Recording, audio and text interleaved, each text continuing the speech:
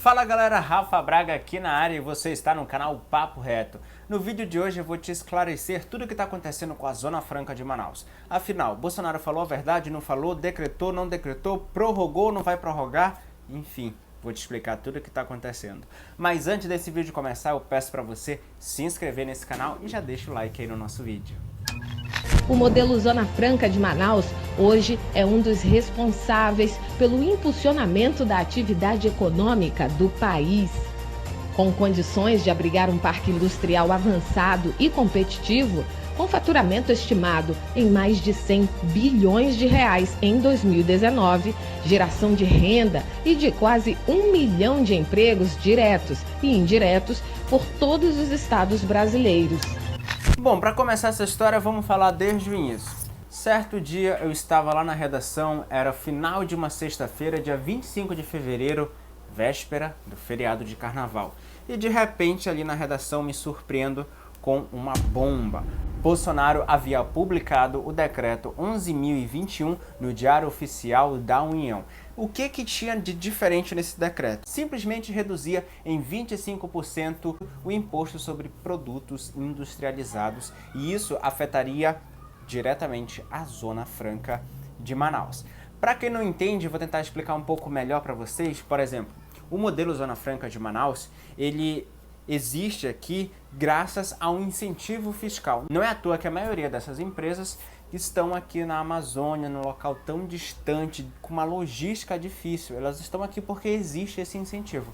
Caso contrário, não teria competitividade, né, das empresas e aí a gente não teria a Zona Franca como ela é hoje, né, que desenvolve muito a Amazônia, que gera muito emprego, desenvolve a cidade, enfim, tudo isso. E quando essa bomba caiu aqui em Manaus, né, todos os políticos, eu lembro, todo mundo se manifestando, Eduardo Braga, Amazonino Mendes, Serafim Correia, prefeito de Manaus, enfim, muita gente, essa galera aí pegou o celular, gravou vídeo selfie ali, dizendo que isso não poderia ficar assim, que o Bolsonaro tinha ferido de morte a Zona Franca de Manaus. E eu lembro que no sábado, no dia seguinte, o prefeito de Manaus, Davi Almeida, fez até uma coletiva de imprensa com vários políticos para dizer que isso não ia ficar assim, que eles iam tomar uma atitude, que a Zona Franca ia continuar.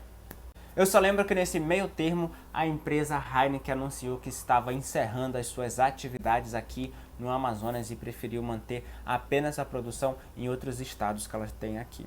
Mas em nota eles disseram que isso não tinha nada a ver com um novo decreto de Bolsonaro. Vai saber se tinha ou não tinha, né? E aí? Tá, vamos continuar essa história. No dia 9 de março, eu me deparo com um vídeo que eu recebi no celular de ninguém mais, ninguém menos que o governador do Amazonas, Wilson Lima. Nesse vídeo, ele disse que tinha ido para Brasília, tinha conversado com o homem, mudado de ideia, fez o homem mudar de ideia. Esse papo, esse aí é bom de lábio, hein? Conseguir fazer o Bolsonaro mudar de ideia sobre esse decreto. E aí ele pegou lá, falou isso, falou aquilo. Não, melhor, vou colocar um trecho do vídeo para vocês verem o que ele falou. Olá, meus amigos. Hoje o povo do Amazonas teve uma vitória importantíssima. Eu tive reunido agora à tarde com o presidente Jair Bolsonaro e com o ministro da Economia, Paulo Guedes. E eles me garantiram que os produtos fabricados pela Zona Franca de Manaus sairão daquela lista de redução dos 25% do IPI. Isso é importante para dar competitividade às empresas, mas sobretudo para manter os empregos gerados pela Zona Franca de Manaus. E nós vamos continuar trabalhando para preservar esse modelo que é o mais exitoso no desenvolvimento econômico, social e ambiental da Amazônia. Nesse governo, é o trabalho que fala pela gente. E aí, o que vocês acham sobre isso? Pois é, depois disso tudo, vida continuou normal, Zona Franca continua as atividades normais. E aí, quando eu penso que não, no dia 1º de abril, dia da mentira, inclusive, numa sexta-feira de novo, né?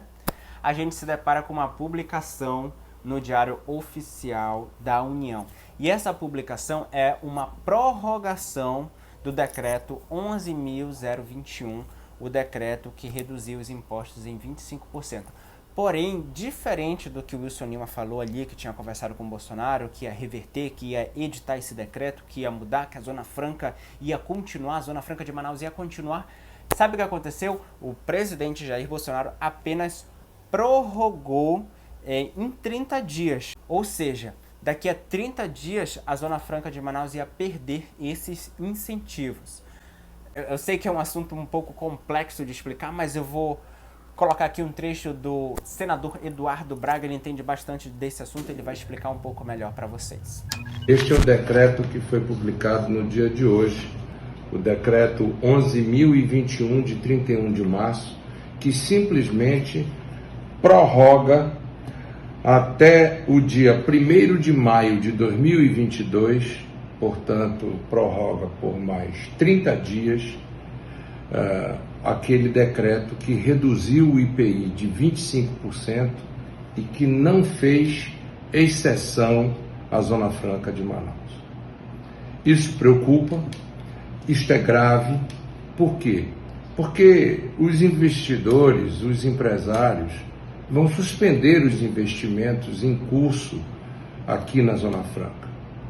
E vão, obviamente, aguardar com muita apreensão os próximos 30 dias, porque com esta redução de 25%, sem a excepcionalização da Zona Franca de Manaus, isto trará graves e sérios problemas para a competitividade, para a manutenção dos empregos no polo industrial de Manaus.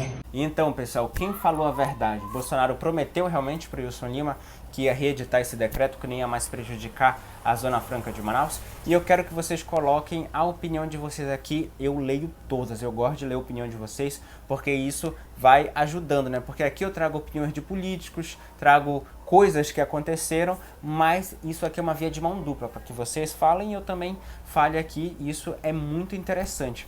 E olha, falando nisso, né, em opinião, quero que vocês falem também sobre esse ano eleitoral, porque veja bem, o presidente Jair Bolsonaro, ele é muito forte aqui no Amazonas. Eu mesmo já fiz coberturas presidenciais, inclusive quando ele inaugurou um prédio que fica ao lado da Arena da Amazônia, o Vasco Vasquez, não sei se vocês lembram, mas eu estava lá e eu confesso que fiquei assustado com tanto de adoradores. Nunca tinha visto, era muita gente tentando chegar perto e a gente gravando, fazendo live lá do pessoal.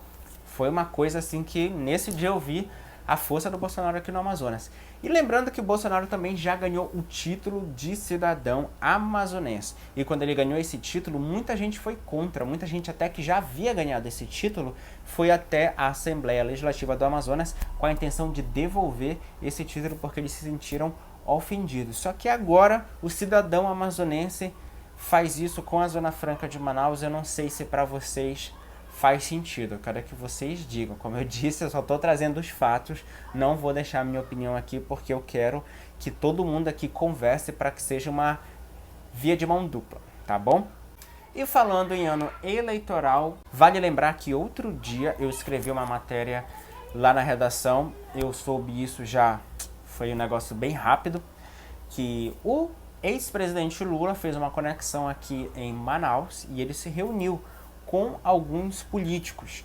E nessa reunião, eu lembro até que os títulos de todas as matérias que saíram no site, nessa reunião ele falou justamente em defender a Zona Franca de Manaus. Então aí fica de um lado uma pessoa que diz que defende, outra pessoa que não pretende defender muito, e a gente sabe que no meio disso tudo afeta diretamente a nossa economia, que já não está muito boa, está tudo muito caro. Agora imagina se mais pessoas ficam desempregadas. Eu não sei se vocês já tiveram a oportunidade de entrar em alguma empresa aqui do Polo Industrial de Manaus, mas é impressionante o número de rota de trabalhadores.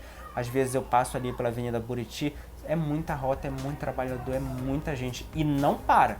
Turno de dia e de noite, gente trabalhando a todo momento, são famílias, né, que dependem da Zona Franca de Manaus. Bem, pessoal, esse foi o meu vídeo que tentei resumir ao máximo que eu pude. Eu sei que essa informação é um pouco complexa, né, envolve economia, envolve política, mas eu acredito que eu consegui trazer tudo aqui para vocês. Eu vou encerrando esse vídeo por aqui, espero que vocês tenham gostado, se inscreve aí. Beijo e até a próxima!